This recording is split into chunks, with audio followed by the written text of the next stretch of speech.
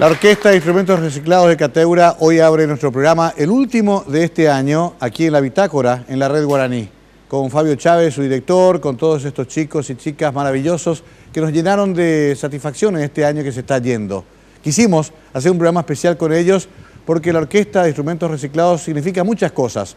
No es solamente una orquesta llamativa que ejecuta música, es también un desafío a superarnos a nosotros mismos, a superar nuestras limitaciones, a dejar de lado la discriminación sistémica de nuestra sociedad. La Orquesta de Instrumentos Reciclados es un ejemplo para aquellos que nos quejamos de nuestro difícil destino o de las dificultades que encontramos en el camino, porque estos chicos y estas chicas han superado con creces esas limitaciones y han salido al mundo a mostrar este logro que solo ellos han conquistado. Lo han hecho con mucho esfuerzo, lo han hecho con renunciamientos, lo han hecho rompiendo tabúes, lo han hecho incluso muchas veces ante la desconfianza de un sector que siempre cree que todo tiene una vuelta perversa o que todo tiene algún lado oscuro. En realidad es lo más claro que tenemos en el país, la cultura joven, los ejemplos como esta Orquesta de Instrumentos Reciclados. Hoy vamos a conocer profundamente su origen, su nacimiento, su desarrollo y su actual situación realmente magnífica, donde ya son reconocidos por el mundo entero. Son figuras de la televisión mundial, han aparecido en conciertos de los más grandes grupos de la historia del rock, pero sobre todo han recuperado esa dignidad que nosotros como sociedad todos los días le sacamos a las personas que viven en zonas vulnerables en nuestro país. Han recuperado el orgullo de poder ser útiles a sí mismo, a su sociedad, a su país. Han, de una manera u otra, marcado el ejemplo de un país que está hastiado de corrupción, de un país que está hastiado del mal manejo político y administrativo. Ellos nos muestran esta noche, muy cercana al Año Nuevo, el otro país con el cual todos soñamos. Está arrancando la Bitácora. Increíble, ¿no? Porque uno, de una primera, estuve leyendo un poquito, me informé antes de esta entrevista, uno diría, ¿cómo va a sonar esto, no? Un pedazo de lata, un tambor viejo, lo que fuera. Es cierto que vos mencionás la influencia de Lelutier como una influencia justamente, pero esto es diferente. Claro, el gran desafío es crear instrumentos que suenen por sí mismos, sin ningún tipo de apoyo sonoro, ¿verdad? Porque es muy fácil hacer de repente un instrumento, le ponemos un micrófono, ¿verdad? Sí. Y eso suena, o sea, cualquier cosa que tú le pongas un micrófono suena. Pero nosotros no podemos tener ese lujo allí, ¿verdad? Estos instrumentos tienen que sonar solos porque un niño lo tiene que llevar a su casa para que practique música con él. Ese es el desafío, ¿verdad?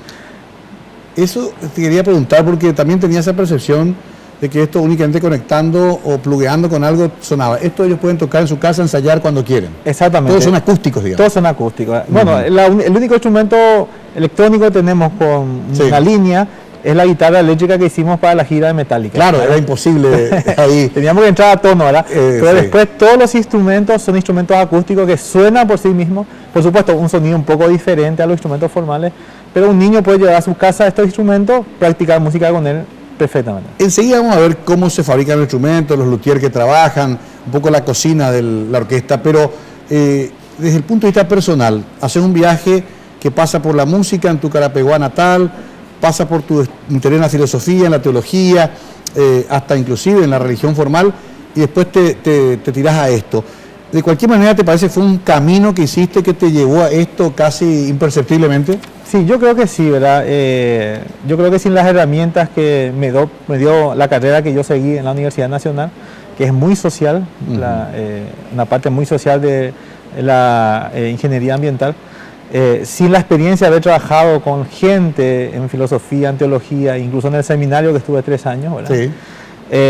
Y sin la experiencia de haber realmente querido la música desde muy pequeño, en mi Carapeguá natal, ¿verdad? Sí. Yo creo que no hubiese tenido tal vez ese perceptible buscar este tipo de experiencias, porque si bien de repente uno ve a los chicos aquí ya un poco formados ya, con muchas experiencias, muchas alegrías, Este tipo de camino es muy tortuoso a veces, tiene sus sinsabores, ¿verdad? Me imagino, y los preconceptos y los prejuicios. Estamos en una sociedad que cree que la gente que vive en estos sectores casi ya no debe tener oportunidades. Así mismo. Hay mucha discriminación, hay que vencer muchos tabúes, ¿no? Así mismo, sí. Internos y externos. ¿Hubo gente que te dijo esto no va a andar, estás loco? Sí, muchas veces, ¿verdad? A veces mi propia familia, ¿verdad?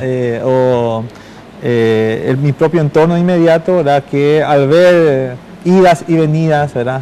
Latas que recogía por la calle, ¿verdad? Y llenaba de latas mi casa, de repente decía, bueno, estás loco, esto no va a funcionar, ¿verdad? O sea, estás buscando algo que no va a funcionar. Cuando vos les transmitís tus conocimientos a ellos, ¿lo haces solo? ¿Tenés un equipo de profesores? ¿Se van formando?